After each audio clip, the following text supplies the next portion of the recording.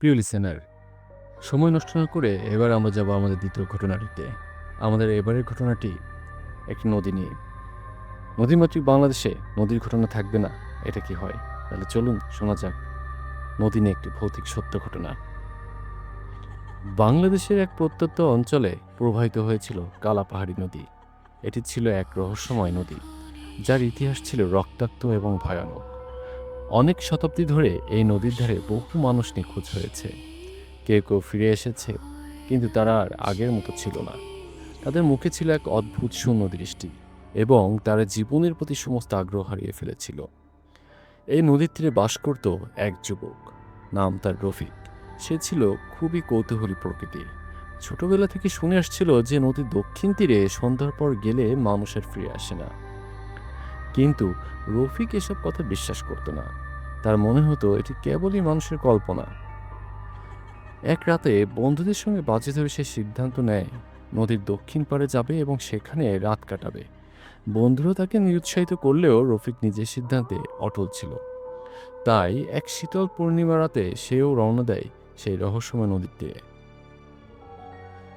রফিকের হাতে ছিল একটি লণ্ঠন, আর কোমরে বাঁধা ছিল দড়ি। নদীর কাছে পৌঁছে সে চারদিকে তাকালো। নদীর পানি তখন এক অদ্ভুত কালো রং ধারণ করেছিল, অথচ আকাশে ছিল ঝকঝকে পূর্ণিমার আলো। এই অপার্থিব দৃশ্য দেখে তার গায়ে কাঁটা দিয়ে উঠল। হঠাৎই সে শুনতে পেল এক নারীর মৃদু কান্নার শব্দ। নদীর দিকে তাকিয়ে সে দেখতে পেল এক সাদা শাড়ি পরা নারী পানির মধ্যে দাঁড়িয়ে আছে। তার চুল ভেজা, মুখ ঢেকে রেখেছে অন্ধকারে। রফিক অবাক হয়ে জিজ্ঞেস করল, আপনি এখানে কি করছেন? নারী মাথা নাড়িয়ে বলল, আমি অপেক্ষা করছি। রফিক কৌতূহলে জিজ্ঞাসা করল, কার জন্য? নারী ধীরে ধীরে মুখ তুলে ধরল। যার চোখ দুটি ছিল সম্পূর্ণ কালো। কোনো সাদা অংশ ছিল না তার চোখের ভিতরে। স্বাভাবিক আমাদের চোখে যেমন চতুর্দিকে সাদা থাকে, মাঝখানে মণিটা থাকে, সেরকম কিছু ছিল না। তার চোখ দুটি ছিল একেবারে সম্পূর্ণ কুচকুচে কালো। তো যাই হোক, এক মুহূর্তের মধ্যে সে বিশাল এক বিকৃত আকৃতি পিশাচে পরিণত হলো, যার নখগুলো লম্বা ও ধারালো ছিল, আর দাঁতগুলো ছিল ধারালো ছুরির মতো। সে রফিকের দিকে তীব্র দৃষ্টি নিয়ে এগিয়ে এলো। রফিক দৌড়াতে শুরু করলো, কিন্তু তার শরীর যেন জমে যাচ্ছিল। সে অনুভব করলো অদৃশ্য কোনো শক্তি তাকে টেনে ধরছে। পেছনে তাকাতে সে দেখতে পেল সেই পিশাচ পানির উপর ভাসছে। তার দীর্ঘ কালো হাত নদীর পানির মতোই তরল, যা ক্রমশ রফিকের চারপাশে ঘনীভূত হচ্ছিল। হঠাৎ সে শুনতে পেল মৃদু আজানের শব্দ। এক বৃদ্ধ ফকির নদীর তীরে দাঁড়িয়ে কোরআন পাঠ করছিলেন। মুহূর্তের মধ্যে পিশাচ বিকট চিৎকার করে নদীর পানির মধ্যে তলিয়ে গেল। রফিক যখন গ্রামের দিকে দৌড়াতে লাগলো, তখন সে বৃদ্ধ ফকির তাকে থামালেন। ফকির বললেন, তোমাকে সতর্ক করা হয়েছিল, কিন্তু তুমি শোনোনি। এই নদী অভিশপ্ত। বহু বছর আগে এখানে এক নারীর উপর অকথ্য নির্যাতন করা হয়েছিল। সে মৃত্যুর আগেও প্রতিশোধের শপথ করেছিল। সে এখন এক পিশাচে পরিণত হয়েছে, আর এই নদী তার বাসস্থান।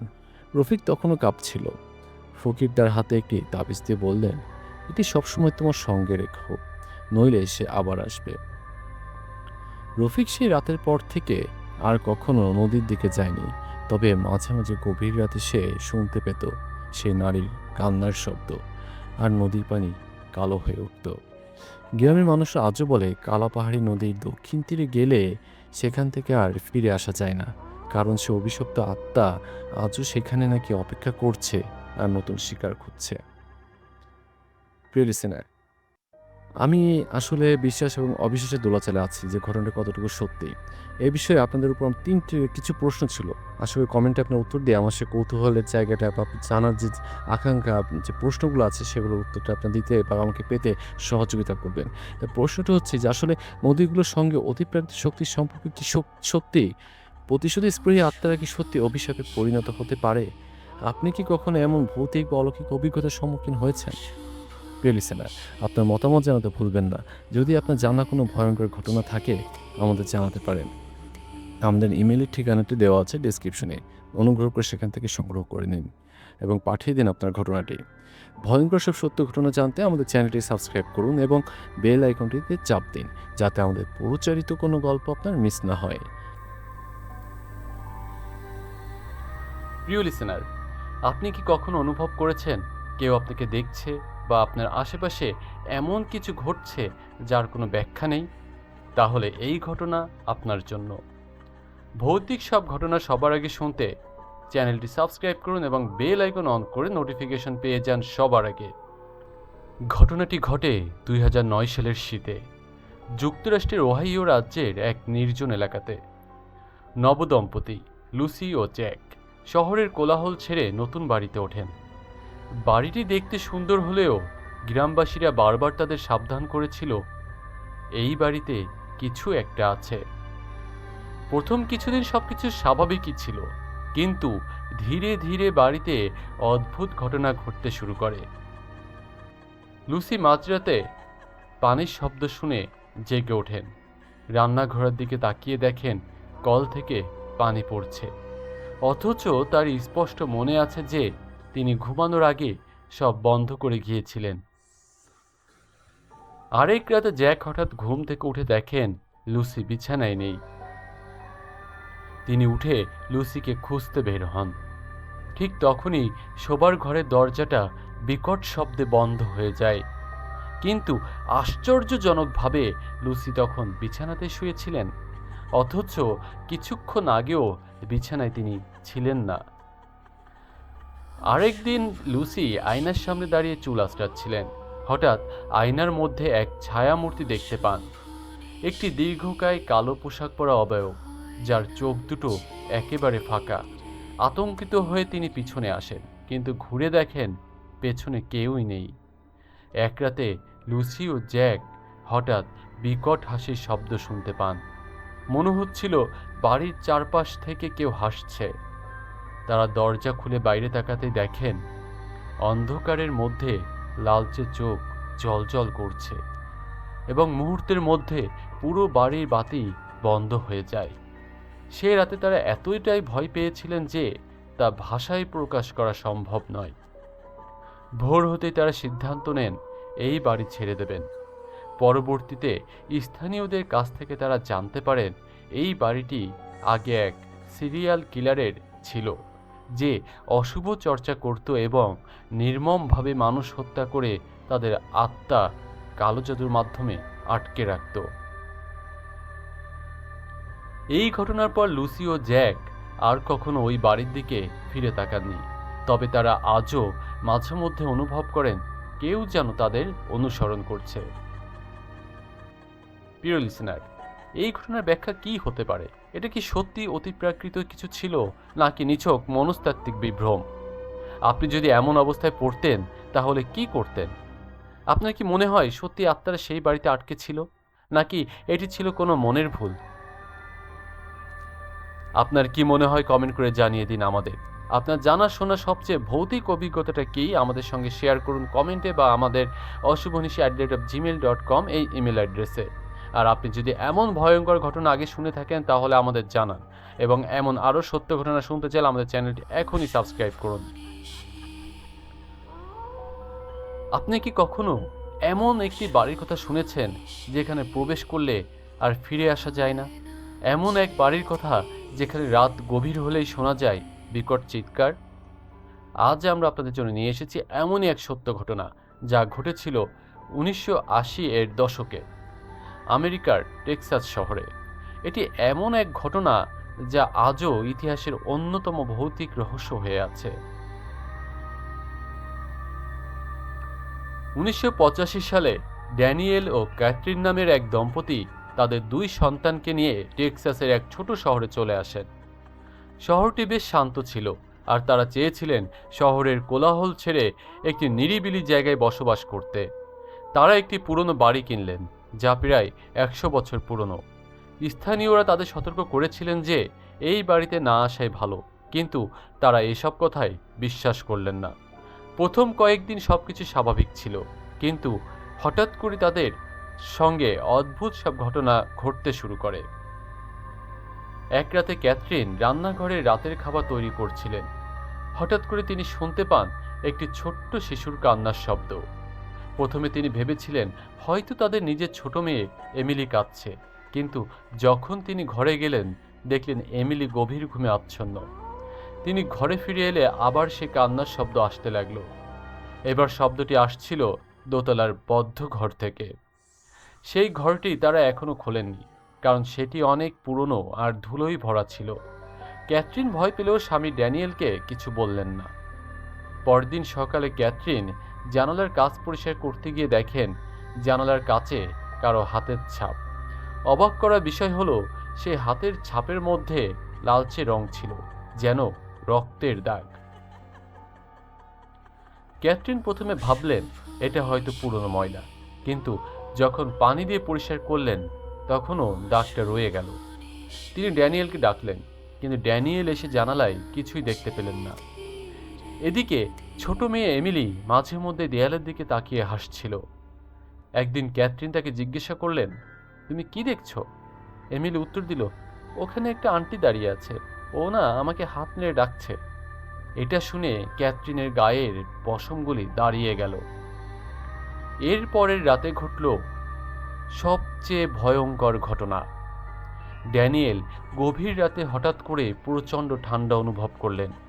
ঘরের জানালাগুলো বন্ধ থাকলেও কেমন যেন বরফ শীতল বাতাস আসছিল। ঠিক তখনই তিনি শুনতে পেলেন খটখট শব্দ। মনে হচ্ছিল কেউ কাঠের মেঝের উপর দিয়ে হাঁটছে। তিনি আলো জ্বালিয়ে দেখলেন দরজা নিজে নিজেই খুলে যাচ্ছে। তিনি দ্রুত বিছানা থেকে উঠে দরজার দিকে এগোলেন। দরজা খুলে তিনি দেখলেন করিডোরের এক কোণে দাঁড়িয়ে আছে এক কালো ছায়ামূর্তি। তার চোখ ছিল একেবারে লাল, আর তার মুখ থেকে ধোঁয়া বের হচ্ছিল। ড্যানিয়েল চিৎকার করে আলো জ্বালাতেই সব স্বাভাবিক হয়ে গেল, কিন্তু সেই মুহূর্তে তাদের ছোট মেয়ে এমিলি উঠে এসে ফিসফিস করে বলল, বাবা, সে বলেছে তুমি আর এখানে থাকতে পারবে না। এমিলির মুখ ছিল মৃত মানুষের মতো ফ্যাকাশে, আর তার চোখ দুটি একদম শূন্য দৃষ্টিতে তাকিয়েছিল। পরদিন সকালে তারা আর দেরি করলেন না, দ্রুত বাড়ি ছেড়ে চলে গেলেন। পরবর্তীতে স্থানীয় এক বৃদ্ধ তাদের বললেন যে এই বাড়িটি আগে এক কালো জাদুর সাধকের ছিল, যে এখানে বহু মানুষকে বলি দিয়েছিল। বাড়ির দোতলায় যে বন্ধ ঘরটি ছিল সেটি ছিল বলির ঘর। বলা হয় যারা এখানে থাকে তারা ধীরে ধীরে পাগল হয়ে যায়, আর কখনো কেউ একবার ঢুকলে আর বের হতে পারে না। এই ঘটনার পর ড্যানিয়েল ও ক্যাথরিন আর কখনো টেক্সাস শহরে ফিরে আসেননি। তবে তারা আজও মাঝে মধ্যে রাতের বেলায় অদ্ভুত ছায়া দেখতে পান। এই ঘটনার ব্যাখ্যা কি হতে পারে? এটি কি সত্যি অতিপ্রাকৃত কিছু ছিল, নাকি নিছক কাকতালীয় ঘটনা? প্রিয় লিসেনার, আপনার মনে হয় সত্যি আত্মারা সেই বাড়িতে আটকে ছিল, নাকি এটি ছিল নিছক মনের ভুল? আপনি যদি এমন অবস্থায় পড়তেন তাহলে কি করতেন? আপনি কি কখনো এমন কোনো অভিজ্ঞতার সম্মুখীন হয়েছেন যেখানে কিছু অদ্ভুত ঘটনা ঘটেছে কিন্তু তার কোনো ব্যাখ্যা নেই? এমন কোনো ঘটনা যদি আপনার সঙ্গে ঘটে থাকে তাহলে সেটি আমাদের সঙ্গে শেয়ার করুন আমাদের ইমেলের মাধ্যমে। আর আরও ভয়ঙ্কর ঘটনা শুনতে আমাদের চ্যানেলটি সাবস্ক্রাইব করুন এবং বেল আইকন অন করে রাখুন। প্রিয় লিসেনার, আমরা চলে যাব আমাদের পরবর্তী ঘটনাতে। চলুন শুরু করা যাক। এটি একটি বাস্তব অভিজ্ঞতা যা বহু বছর ধরে মানুষের মনে আতঙ্ক সৃষ্টি করে আসছে। এক অদ্ভুত গ্রাম, এক রহস্যময় বাড়ি, আর তার ভেতরে ঘটে যাওয়া এমন কিছু ঘটনা যা আপনাকে কাঁপিয়ে তুলবে। ঘটনাটি ঘটে 1994 সালে ভারতের রাজস্থানের একটি প্রত্যন্ত গ্রামে। এটি এমন এক গ্রাম যেখানে কেউ সহজে যেতে চায় না, কারণ সেখানে বহু বছর ধরে কিছু অদ্ভুত এবং অস্বাভাবিক ঘটনা ঘটছে। গ্রামের প্রবেশদ্বারে একটি পুরনো দালান ছিল, যা স্থানীয় লোকজন নরকের দরজা বলে ডাকত। জনশ্রুতি ছিল এই বাড়িতে একসময় তান্ত্রিকরা কালো জাদুর চর্চা করত এবং বহু আত্মা এখানে বন্দী রয়েছে। অমিত নামের এক তরুণ সাংবাদিক এই গ্রাম সম্পর্কে শুনে অনুসন্ধান করতে যান। তিনি বিশ্বাস করতেন না ভৌতিক কাহিনী বা অতিপ্রাকৃত শক্তিতে। তিনি ঠিক করলেন তিনি এক রাত ওই বাড়িতে থাকবেন এবং প্রমাণ করবেন যে ওই ঘটনা বা এই ধরনের যা কিছু ঘটনা ঘটে তা সব কিছুই গুজব। স্থানীয়রা তাকে বহুবার সাবধান করল, কিন্তু তিনি তাদের কথা মানলেন না। একটি ক্যামেরা, একটি টর্চ এবং কিছু খাবার নিয়ে তিনি বাড়ির ভেতরে প্রবেশ করলেন। কিন্তু সন্ধ্যা নামিয়ে আসতেই সবকিছু বদলে যেতে লাগলো। রাত 11টা বাজে। অমিত ক্যামেরা সেট করে একটি পুরনো কাঠের চেয়ারে বসে আছেন। বাইরে ঝিঝি পোকার ডাক ছাড়া আর কোনো শব্দ নেই। হঠাৎ করে তিনি অনুভব করলেন কেউ যেন তার পেছনে দাঁড়িয়ে আছে। তিনি ধীরে ধীরে পেছনে তাকালেন, কিন্তু কিছুই নেই। তিনি মনে করলেন এটি হয়তো তার মনের ভুল। কিন্তু ঠিক তখনই একটি বিকট আওয়াজ হলো, যেন বিকট শব্দ করে দরজাটি বন্ধ হয়ে গেল। তিনি টর্চ জ্বালিয়ে দেখলেন, কিন্তু কিছুই নেই। কিন্তু তখনই ক্যামেরার স্ক্রিনে কিছু ধরা পড়ল একটি ছায়া মূর্তি। রাত যত গভীর হচ্ছিল, ভয় ততই বাড়ছিল। হঠাৎ করে তিনি শুনতে পেলেন কেউ ফিসফিস করে কিছু বলছে। শব্দটি আসছিল একটি পুরনো আয়নার ভেতর থেকে। তিনি ধীরে ধীরে আয়নার কাছে গেলেন এবং যা দেখলেন তা তাকে চিরতরে বদলে দিল। আয়নায় তার প্রতিবিম্বের জায়গায় দাঁড়িয়ে আছে একটি বিকৃত মুখের ছায়া মূর্তি, যার চোখ থেকে টপ টপ করে রক্ত ঝরছে। তিনি আতঙ্কে পেছনে ছুটে যান, কিন্তু তখনই মনে হয় পুরো ঘর কাঁপছে। বই, চেয়ারের মতো জিনিসপত্র নিচে নিচে নড়তে শুরু করলো। অমিত তখনই বুঝতে পারেন তিনি একটি ভয়ঙ্কর ফাঁদে পড়ে গেছেন। তিনি দরজার দিকে দৌড় দিলেন, কিন্তু দরজা কোনোভাবেই খুলছিল না। তখনই তার সামনে দেখা দিল এক নারী, সাদা শাড়ি পরা, এলোমেলো চুল এবং তার চোখের জায়গায় দুটি কালো ফাঁকা গহ্বর। নারীটি এগিয়ে আসছিল আর তার মুখ দিয়ে এক অদ্ভুত ফিসফিসানি বের হচ্ছিল। তুমি আর কখনো এখান থেকে বের হতে পারবে না। আর তখনই প্রবল বাতাস বইতে শুরু করলো এবং অমিতের শরীরের উপর গভীর চাপ পড়ল। মনে হচ্ছিল কেউ তাকে চেপে ধরে আছে। তার শ্বাস বন্ধ হয়ে আসছিল। অমিতের মনে হলো এই রাতই তার শেষ রাত। কিন্তু ঠিক তখনই ভোরের প্রথম আলো দেখা গেল জানালার ফাঁক দিয়ে। সবকিছু মুহূর্তের মধ্যে শান্ত হয়ে গেল। দরজাটি খুলে গেল আপনা আপনি। তিনি আর দেরি করলেন না, দ্রুত দৌড়ে বের হয়ে এলেন বাড়ির বাইরে। গ্রামের মানুষজন তাকে দেখে অবাক হয়ে গেল, কারণ সে বাড়িতে কেউ এক রাত কাটাতে পারেনি এবং যারা গিয়েছিল তারা আর কখনো ফিরে আসেনি। প্রিয় লিসেনার, এই ঘটনার পর অমিত মানসিকভাবে প্রচণ্ড আঘাতপ্রাপ্ত হন। তিনি বিশ্বাস করতে শুরু করেন এই পৃথিবীতে এমন কিছু আছে যা বিজ্ঞান দিয়ে ব্যাখ্যা করা সম্ভব নয়। এই ঘটনার পরও বহুবার বাড়িটি পরীক্ষা করার চেষ্টা করা হয়, কিন্তু কেউ সেখানে এক রাতও কাটাতে পারেনি। গ্রামের মানুষজন এখনো মনে করে এটি নরকের দরজা, যেখানে প্রবেশ করলে কেউ আর ফিরে আসে না। আপনি যদি এমন অবস্থায় পড়তেন তাহলে কি করতেন? আপনি কি মনে করেন সত্যি কিছু জায়গায় আত্মা আটকে থাকে? আপনার জানাশোনা সবচেয়ে ভয়ঙ্কর অভিজ্ঞতাটা কি আমাদের সঙ্গে শেয়ার করুন কমেন্টে বা ইমেল অ্যাড্রেসের মাধ্যমে। আমাদের ইমেল অ্যাড্রেসটি হলো ashubhanishi@gmail.com। আপনার নিজের অভিজ্ঞতা আমাদের সঙ্গে শেয়ার করুন এবং আমরা আপনার অভিজ্ঞতাটি শেয়ার করব আমাদের ইউটিউব চ্যানেলের মাধ্যমে। আরও ভয়ঙ্কর সত্য ঘটনা শুনতে আমাদের চ্যানেলটি সাবস্ক্রাইব করুন। ভয়ঙ্কর সব সত্য ঘটনা জানতে সাথে থাকুন অশুভনিশীর। আমাদের ঘটনাটি এখন এ পর্যন্ত শেষ। আমরা চলে যাব আমাদের পরবর্তী ঘটনাতে। চলুন শুরু করা যাক। ভারতের এক প্রত্যন্ত গ্রামে ছিল এক পুরনো আশ্রম, যা একসময় জ্ঞান ও আধ্যাত্মিক চর্চার কেন্দ্র ছিল। কিন্তু একসময় সেই শান্তিপূর্ণ স্থানটি হয়ে ওঠে এক অভিশপ্ত এলাকা। লোককথা বলে আশ্রমের প্রধান গুরুর উপর কালো জাদু করা হয়েছিল এবং এক ভয়ঙ্কর রাতের পর থেকে পুরো আশ্রম অভিশপ্ত হয়ে যায়। যে কেউ সেখানে এক রাত কাটানোর চেষ্টা করত আর ফিরে আসতো না। সুমিত একজন গবেষক, যিনি ভুতুড়ে জায়গা নিয়ে গবেষণা করতেন, সিদ্ধান্ত নিলেন যে তিনি আশ্রমটি নিজের চোখে দেখবেন এবং তিনি সেখানে রওনা দেন। সেখানে যাওয়ার পর স্থানীয়রা তাকে অনেক সতর্ক করলেও তিনি সাহস করে বন্ধু রোহিত ও অনুভবকে নিয়ে রাতে আশ্রমে থাকার পরিকল্পনা করলেন। রাতে আশ্রমে ঢুকে তারা প্রথমে অনুভব করলেন এক অদ্ভুত পরিবেশ। বাতাস ভারী লাগছিল, চারদিকে কেমন যেন অস্বাভাবিক নীরবতা। কিছুক্ষণ পরেই তারা দেখতে পেলেন আশ্রমের পুরনো দরজাগুলি নিজে থেকে খুলে বন্ধ হচ্ছে। অনুভব বলল, দেখেছো, বাতাসে এত জোরালো না, তাহলে দরজা এমনভাবে কাঁপছে কেন? রাত বাড়ার সঙ্গে সঙ্গে ভয়ঙ্কর ঘটনাগুলো বাড়তে থাকলো।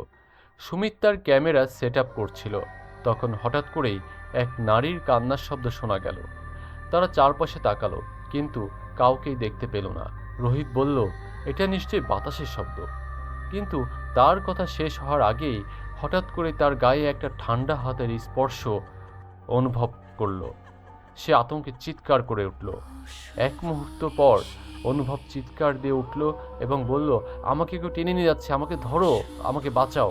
তারা দেখতে পেল অনুভব মেঝেতে পড়ে গেছে, আর তার হাত পা এমনভাবে টানছে যেন কোনো অদৃশ্য শক্তি তাকে টেনে নিয়ে যাচ্ছে।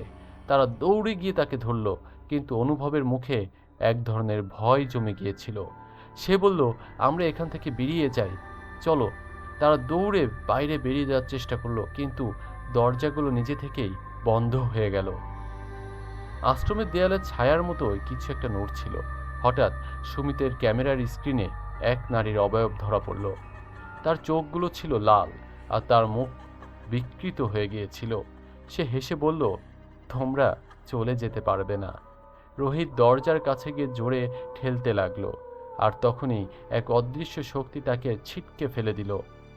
অনুভব অজ্ঞান হয়ে গেল, আর সুমিত কিছু একটা ফিসফিস করে শুনতে পেল, আমাদের অভিশাপ কেউ তুলতে পারবে না। হঠাৎ করেই তারা বাইরে থেকে গ্রামের লোকদের কণ্ঠস্বর শুনতে পেল। স্থানীয়রা এসে দরজা খুলে দিল। তিনজন ভয়ানক আতঙ্ক নিয়ে দৌড়ে বেরিয়ে এলো। গ্রামের একজন বয়স্ক ব্যক্তি বললেন, আমি বলেছিলাম এখানে যেও না, এখানে আত্মারা এখনো বন্দী। রোহিত পরে প্রচণ্ড অসুস্থ হয়ে যায়। অনুভব মানসিকভাবে ভেঙে পড়ে, আর সুমিত নিজের ক্যামেরার ভিডিও ফুটেজ দেখে হতবাক হয়ে যায়। সেখানে সেই অশরীরী আত্মার ছবি স্পষ্ট ধরা পড়েছিল। এই ঘটনার পর প্রধান চরিত্রগুলো মানসিকভাবে প্রচণ্ড আঘাতপ্রাপ্ত হন। তারা বিশ্বাস করতে শুরু করেন এই পৃথিবীতে এমন কিছু আছে যা বিজ্ঞান দিয়ে ব্যাখ্যা করা সম্ভব নয়। এই ঘটনার পরও বহুবার আশ্রমটি পরীক্ষা করার চেষ্টা করা হয়, কিন্তু কেউ সেখানে এক রাতও কাটাতে পারেনি। গ্রামের মানুষজন এখনও মনে করে এটি একটি অভিশপ্ত স্থান, যেখানে প্রবেশ করলে আর ফিরে আসা যায় না। প্রিয় লিসেনার, আপনি যদি এমন অবস্থায় পড়তেন তাহলে কি করতেন? আর এই ঘটনা সম্পর্কে আপনার মতামত কি? আসলেই কি কিছু কিছু জায়গায় এরকম আত্মারা আটকে থাকতে পারে বা বন্দী হয়ে থাকতে পারে? আপনার মতামতটি আমাদের কমেন্ট করে জানান। আর আপনার সঙ্গে বা আপনার পরিচিত কারোর সঙ্গে যদি এই ধরনের ঘটনা ঘটে থাকে, বা আপনার জানা কোনো ঘটনা জানা থাকে, তাহলে আমাদের ইমেল অ্যাড্রেসে আমাদের পাঠাতে পারেন। এবং আমরা আপনাদের এই ঘটনাগুলি শেয়ার করব আমাদের ইউটিউব চ্যানেলে। আমাদের ইমেল অ্যাড্রেসটি হলো ashubonishi@gmail.com, যা আপনি আমাদের স্ক্রিনে দেখতে পারবেন, সেখান থেকে বা ডিসক্রিপশন থেকে সংগ্রহ করে নিতে পারবেন।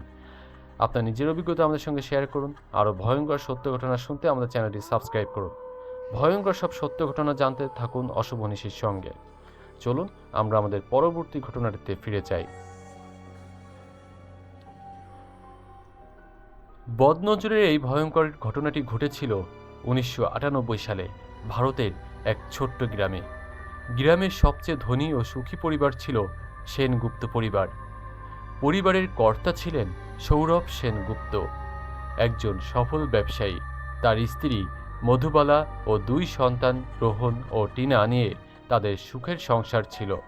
তবে তাদের এই সুখী জীবন দীর্ঘস্থায়ী হয়নি, কারণ গ্রামের বহু মানুষ তাদের সৌভাগ্যের কারণে তাদের প্রতি ঈর্ষান্বিত ছিল। বিশেষ করে এক প্রতিবেশী মহিলা, জয়া মাসি। লোকেরা বলতো তার চোখে এমন এক অদ্ভুত দৃষ্টিশক্তি ছিল যা কারো উপর পড়লে তার জীবন দুর্বিষহ হয়ে উঠত। একদিন সেনগুপ্ত পরিবার গ্রামের এক বিশাল উৎসবে যোগ দেয়। সেদিন টিনা ও রোহন অত্যন্ত সুন্দর পোশাক পরেছিল, আর সবাই তাদের প্রশংসা করছিল।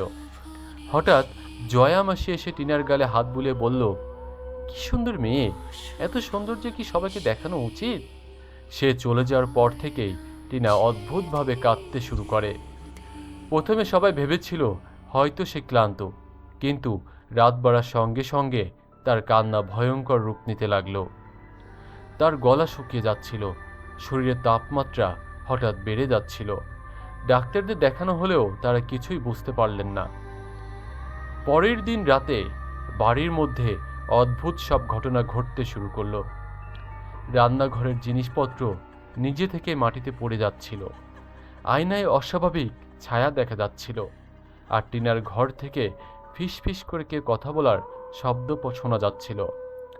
সেদিন রাতেই রোহন হঠাৎ ঘুম থেকে চিৎকার করে উঠল।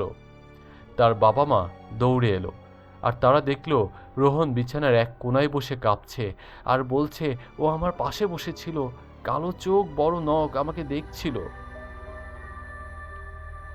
এত কিছু ঘটার পর সেনগুপ্ত পরিবার সিদ্ধান্ত নেয় যে তারা গ্রামের এক ওঝার কাছে যাবে। ওঝা এসে প্রথমেই বাড়ির চারপাশে ঘুরে দেখতে লাগলেন। তিনি বললেন, তোমাদের পরিবার খুব বড় এক বদনজরের কবলে পড়েছে। বিশেষ করে তোমার মেয়েকে কেউ হিংসার চোখে দেখেছে। তিনি কিছু মন্ত্র উচ্চারণ করলেন, আর হঠাৎ করে টিনা অদ্ভুতভাবে হাসতে শুরু করল। তার চোখ লাল হয়ে গেল। সে এমনভাবে চিৎকার করছিল যেন তার শরীরের ভেতর অন্য কেউ অবস্থান করছে। ওঝা তখন আরো শক্তিশালী মন্ত্র জপ করতে শুরু করলেন। কিছুক্ষণ পর টিনা আচমকা জ্ঞান হারিয়ে ফেলল, আর পুরো বাড়িতে যেন একটা ভারী বাতাস বইতে শুরু করলো। ওঝা বললেন, এই বদনজর খুবই ভয়ঙ্কর ছিল, কিন্তু আমি কিছুটা নিয়ন্ত্রণ করতে পেরেছি। তোমাদের পরিবারের সবাইকে নজর লাগার হাত থেকে রক্ষা করার জন্য নিয়মিত কালো তিলকের ব্যবহার করতে হবে। সবাই মনে করেছিল হয়তো এই দুঃস্বপ্ন শেষ হয়ে গেছে, কিন্তু কয়েকদিন পরেই সৌরভ সেনগুপ্তের ব্যবসা ধ্বংস হতে লাগলো। তার একের পর এক ডিল বাতিল হতে লাগলো এবং কিছুদিনের মধ্যেই সে দেউলিয়া হয়ে গেল। পরিবারের উপর আর্থিক বিপর্যয় নেমে এলো। একদিন জয়ামাসি আবার বাড়ির সামনে এলো, আর ঠোঁটে অদ্ভুত হাসি নিয়ে বলল, সৌভাগ্য সবার কপালে থাকে না। তারপর এক রাতে মধুবালা অনুভব করলো যে কেউ যেন তাদের শোবার ঘরে দাঁড়িয়ে আছে। সে চোখ খুলে দেখল দরজার কাছে কালো ছায়ার মতো কিছু একটা দাঁড়িয়ে আছে। কিছুক্ষণ পর সেটি মিলিয়ে গেল। পরের দিন সকালে গ্রামের সবাই জানতে পারল জয়ামাসি রাতে মারা গেছেন। তার শরীর একেবারে কালো হয়ে গিয়েছিল, চোখ দুটি ছিল ফাঁকা, আর হাতের মধ্যে সেনগুপ্ত পরিবারের একটি ছবির টুকরো পাওয়া গিয়েছিল। বদনজরের ভয়াবহ প্রভাব থেকে পুরোপুরি মুক্তি পেতে সেনগুপ্ত পরিবার গ্রাম ছেড়ে অন্যত্র চলে যায়। তবে তারা কখনোই এই ঘটনা ভুলতে পারেনি। আজও তারা মনে করে জয়ামাসির বদনজরই ছিল তাদের জীবনের সবচেয়ে বড় অভিশাপ। প্রিয় লিসেনার, আমাদের ঘটনাটি এখানেই শেষ। তবে আপনি কি মনে করেন, বদনজর কি সত্যি কাজ করে? অনেকে বিশ্বাস করেন ঈর্ষা ও হিংসা থেকে জন্ম নেওয়া নেতিবাচক শক্তি মানুষের জীবনে বিপর্যয় আনতে পারে, ধ্বংস করে দিতে পারে মানুষের জীবন। বিজ্ঞান যদিও এ বিষয়ে কিছু বলে না, কিন্তু বহু সংস্কৃতিতে বদনজর থেকে বাঁচার জন্য বিভিন্ন ধরনের রীতিনীতি পালন করা হয়। সেনগুপ্ত পরিবারের অভিজ্ঞতা কি শুধুই কাকতালীয়, নাকি সত্যি তারা বদনজরের শিকার হয়েছিল? এই প্রশ্নের উত্তর হয়তো কেউই নিশ্চিতভাবে দিতে পারবো না বা দেওয়া সম্ভব না। তবে একথা নিশ্চিত যে কিছু মানুষের দৃষ্টি যে অভিশপ্ত হয়ে উঠতে পারে তা অনেকেই মানেন, কারণ তাদের জীবনে হয়তো ঘটে থাকতে পারে এমন ধরনের ঘটনা, বা জানা থাকতে পারে তাদের এমন কিছু ঘটনা যা তাদের নিকট আত্মীয় বা কাছের মানুষের সঙ্গে ঘটেছে। আপনাদের কাছে যদি এমন কোনো ঘটনা ঘটে থাকে তাহলে শেয়ার করুন আমাদের সঙ্গে, ভয়েস ক্লিপ বা টেক্সট ফাইল আকারে, ইমেলের মাধ্যমে। আমাদের ইমেল অ্যাড্রেসটি স্ক্রিন ও ডেসক্রিপশন বক্সে দেওয়া আছে, সেখান থেকে সংগ্রহ করে নিতে পারেন।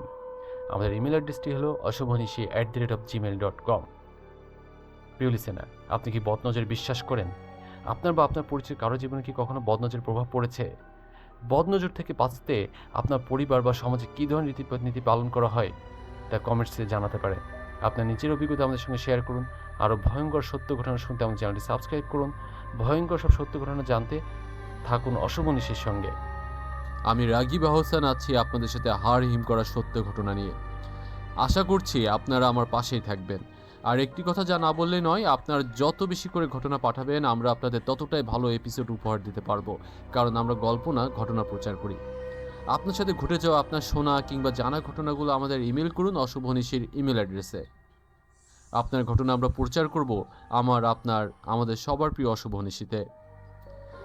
আমাদের ইমেল অ্যাড্রেসটি হলো ashubhonishi@gmail.com। এছাড়াও আমাদের ইমেল অ্যাড্রেসটি ডেসক্রিপশন ও স্ক্রিনে দেওয়া আছে। আপনারা যারা ঘটনা পাঠাতে চান তারা ইমেল অ্যাড্রেসটি সংগ্রহ করে ঘটনাটি পাঠিয়ে দিন। যেহেতু এই চ্যানেলের মাধ্যমে আমাদের নতুন পথ চলা শুরু, তাই আমাদের ভূতগুলি শুধরে দিয়ে ভালোবেসে আমাদের পাশেই থাকুন।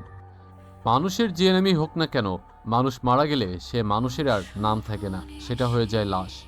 আর এই লাশ নিয়ে পৃথিবীতে কত না ঘটনা ঘটে, কত ভয়ের ঘটনা ঘটে, কত অনাকাঙ্ক্ষিত ঘটনা ঘটে, তার ইয়ত্তা নেই। এমনও দেখা যায় যে মানুষ মারা গেলে তার নিকট আত্মীয় স্বজন এই লাশ পাহারা দিতে কেউই থাকে না, একা থাকতে ভয় পায়। তখন ওই লাশ হয়ে যায় মানুষের ভয়ের কারণ। তো আজ তেমন একটি লাশের ঘটনা পাঠিয়েছেন জামাল নামের এক অ্যাম্বুলেন্স চালক। আমি ঘটনাটি তার মতো করে বলার চেষ্টা করছি। চলুন শুরু করা যাক।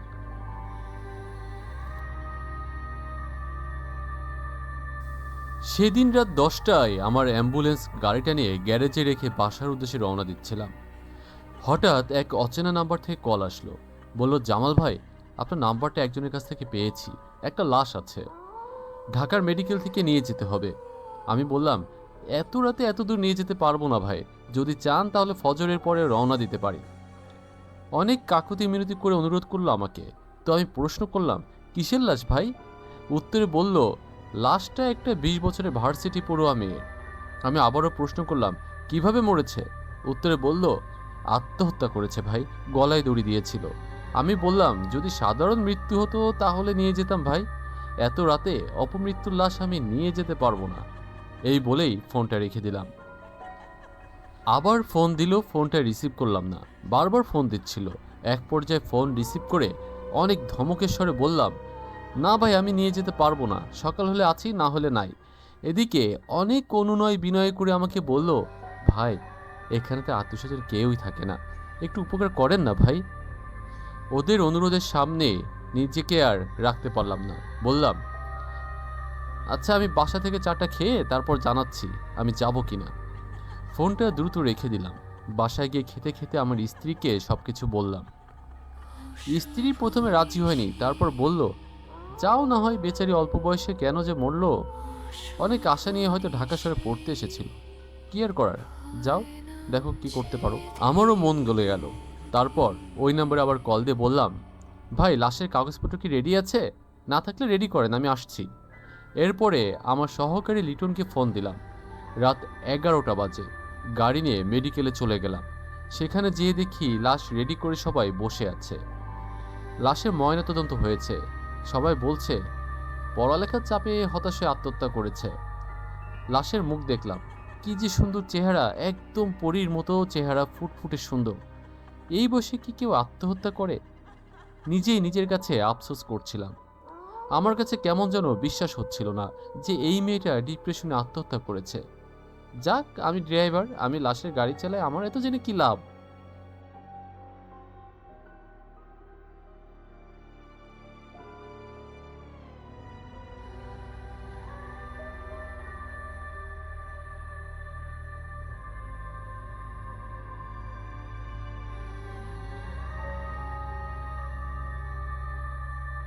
এরপর আমি ডেথ সার্টিফিকেট চেক করলাম, পুলিশের রিপোর্টও করা আছে দেখলাম। পথে কোনো ঝামেলা হবে না।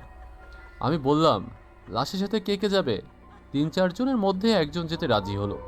সে তার এলাকার ছেলে, নাম সজীব। সে নাকি তার পাশের বাসায় ভাড়া থাকতো এবং তার সাথে একই ভার্সিটিতে পড়তো। লাশ কফিনে তুলে আল্লাহর নাম নিয়ে রওনা দিলাম। সেদিন ছিল পূর্ণিমার রাত। আকাশে চাঁদের আলো আর মেঘের লুকোচুরি চলছে। তারই মাঝে উচ্চ গতিতে এগিয়ে চলেছে আমাদের লাশবাহী অ্যাম্বুলেন্স গাড়ি। আমার হেল্পার লিটন আমার পাশের সিটেই বসা, আর সজীব নামের ছেলেটা ভেতরে কফিনের কাছে বসে আছে। রাত প্রায় 3টা হবে। যমুনা সেতু পার হয়ে চলে এসেছি। রাস্তায় তেমন কোনো গাড়ি নেই, ফাঁকা রাস্তা। গাড়ি 80 থেকে 90 কিলোমিটার গতিতে চলছে। হঠাৎ মনে হলো একজন বৃদ্ধ মতো লোক আচমকা আমার গাড়ির সামনে চলে আসলো। ব্রেক কষতে কষতে সামনের ডান জায়গায় প্রচণ্ড বাড়ি খেলো। সঙ্গে সঙ্গে প্রচণ্ড চিৎকার শুনতে পেলাম। দ্রুত ব্রেক করে গাড়ি থামিয়ে গাড়ির পেছনে দৌড়ে গেলাম, কিন্তু না, কোনো কিছুই খুঁজে পেলাম না। গাড়ির সামনের বাম পাশে এসে দেখি রক্তের দাগ, আর গাড়ির একটা অংশ চ্যাপ্টা হয়ে গেছে। এদিকে হার্ড ব্রেক করার কারণে লাশের কফিন খুলে লাশ গাড়ির ফ্লোরে চলে এসেছে, আর সজীব নামের ছেলেটা মাথায় হাত দিয়ে লাইট ধরে দেখে তার মাথায় ভালোই আঘাত পেয়েছে। বেশ কিছুটা রক্ত বের হয়েছে দেখলাম। অনেক খোঁজাখুঁজি করার পরে কাউকে পেলাম না। এদিকে লাশ কফিন থেকে বের হয়ে গিয়েছে। সবাই ধরাধরি করে লাশ কফিনে তুলে ধাক্কা খাওয়া ওই ব্যক্তিকে খুঁজতে লাগলাম, কিন্তু কোথাও পেলাম না। মনে হচ্ছে কোথাও যেন গায়েব হয়ে গিয়েছে। কিন্তু কই যাবে আবার? বাড়ি খেলে হয়তো আশেপাশে 10-15 ফিটের মধ্যেই থাকবে। এত দূরে তো যাওয়ার কথা নয়। রাস্তার নিচে, উপরে, সাইডে খুব ভালোভাবে লক্ষ্য করে দেখলাম। গাড়ি পিছিয়ে নিয়ে এসে অনেক জায়গা ভালো করে খুঁজলাম, কিন্তু কাউকেই খুঁজে পেলাম না। না পেয়ে ভাবলাম হয়তো আমার মনের ভুল, শেয়াল কুকুর হবে হয়তো। এই বলে গাড়ি আবার স্টার্ট করে যাত্রা শুরু করলাম। হঠাৎ কফিনের কাছ থেকে ও আল্লাহরে বলে সজীবের চিৎকার শুনতে পেলাম। লিটনকে বললাম, দেখ তো কি হলো। লিটন পিছনে তাকিয়ে সেও ও মাগো বলে চিৎকার দিয়ে সামনের দিকে মুখ ফিরে নিয়ে হাত দিয়ে চোখ ঢেকে ফেলল। সজীবের বয়স 19 কি 20 হবে। লিটনের বয়সও একই রকম, দুজনেই প্রায় সমবয়সী। আমি গাড়ি ব্রেক করলাম, দেখি লাশের কফিনের উপর নেকড়ের মতো একটি অবয়ব, কিন্তু মুখটা মানুষের মতো। ধূসর বর্ণের চেহারা, মুখ খিচে বীভৎসভাবে গঙাচ্ছে, আর ঢাকনা খুলে খুবলে খুবলে লাশ বের করার চেষ্টা করছে। এদিকে সজীব অজ্ঞান হয়ে গাড়ির ফ্লোরের মধ্যে পড়ে আছে। আমি টুলস বক্স থেকে হাতুড়টা নিয়ে আল্লাহর নাম নিয়ে গাড়ির পেছনের ডালাটা খুলতেই আমার উপর হামলে পড়ল অবয়বটির শরীরে মানুষের চুলের মতো বড় বড় পশম, আর ধারালো নখের উপর ভর করে আমার বুকের উপর দাঁড়িয়ে পড়ল। আমার কাছে মনে হলো আমার বুকে পাথর চাপা পড়েছে। আমি মুখ দিয়ে যত জোরে পারি কলেমা পড়ে আল্লাহর নাম নিয়ে হাতুড়ি দিয়ে যত শক্তি আছে তার সবটুকু দিয়ে ওই অবয়বটাকে জোরে আঘাত করলাম। এদিকে আমার সহকারী লিটন গাড়ির সাথে হেলান দিয়ে কান্না করছে। আমি সূরা কালাম পড়তে পড়তে কোনো মতে উঠে দাঁড়াতে ওই ভয়ঙ্কর অবয়বটি আমার ঘাড়ে চেপে বসলো। আমার কানের কাছে ফিসফিস করে বলতে লাগলো, এটা আমার খোরাক, আমার খাদ্য কোথায় নিয়ে যাচ্ছিস, রেখে যা। আমি কোনো রকম অবয়বটার পা ধরে আল্লাহু আকবার বলে শরীরের সব শক্তি দিয়ে ছুঁড়ে মারলাম, আর বারবার কলেমায়ে শাহাদাত পাঠ করছি। চারদিক স্তব্ধ হয়ে গেল। আমি আর লিটন সজীবের চোখে মুখে পানির ছিটা দিলাম। সজীব জ্ঞান ফিরে আমাকে জড়িয়ে ধরে কান্না শুরু করে দিল। আমি তাকে বললাম, কিভাবে হলো এসব? সজীব বলল, গাড়ির ভেতর কেমন যেন ভ্যাপসা গরম অনুভব করতে লাগলাম, তাই ভাবলাম যে জানালাটা হালকা করে একটু খুলে দেই। জানালাটা খুলতে বিড়ালের মতো কি যেন আচমকা গাড়ির ভিতরে ঢুকে পড়ল। তারপর দেখি বিড়ালটা কেমন যেন অদ্ভুত এক জন্তুতে পরিণত হলো। আমি দেখেই চিৎকার করে অজ্ঞান হয়ে যাই। আমি সজীবকে বললাম, ভয় নেই, লাশের গাড়ি চালাতে এমন অনেক ঘটনাই ঘটে, এরকম অনেক ঘটনার সাক্ষী আমি। এর জন্য বলেছিলাম যে ভোর রাতে রওনা করব। যাই হোক, আল্লাহ ভরসা, চলো যাই। সজীব বলল, ভাই আমি আপনাদের সাথে বসবো, ভেতরে বসার সাহস পাচ্ছি না। আমি বললাম, ঠিক আছে, বসতে একটু কষ্ট হবে, তবুও চাপাচাপি করে বসা যাবে, চলো যাই। সজীবকে সামনে বসিয়ে আবার গাড়ি স্টার্ট দিলাম। কিছু দূর যাওয়ার পরে মনে হচ্ছিল কফিনের কাছ থেকে কটমট আওয়াজ আসছে। পেছনে ফিরে দেখি দুজন মানুষের মতো লোমশ অবয়ব আমার দিকে রক্তচক্ষুতে তাকিয়ে খিলখিল করে হাসছে, আর কটমট করে কফিন খোলার চেষ্টা করছে।